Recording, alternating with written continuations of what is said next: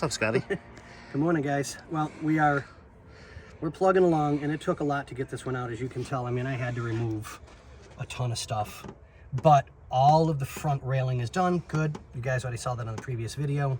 The owner stopped by. I showed him what we've been doing, what we've replaced, what we've fixed along the way. I still got to tighten that up yet and get the screws in it.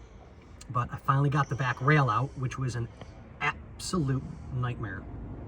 And I'm like, nope. You guys, don't let him lie to you. He has a blast fighting with all this stuff. Oh, I love doing this type of stuff. I really do. And Adam is such a great guy. I mean, I'm thankful he understands what we're doing, and he's very thankful that we're doing it. So I'm ecstatic. So we're just getting the last little bit of nickel and dime stuff done, and I'm probably going to have to stop here in a couple of minutes, as I got a phone call from a doctor that I need to go see. I got yelled at for not going in already.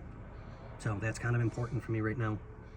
But we've got everything pretty much prepped and ready to go.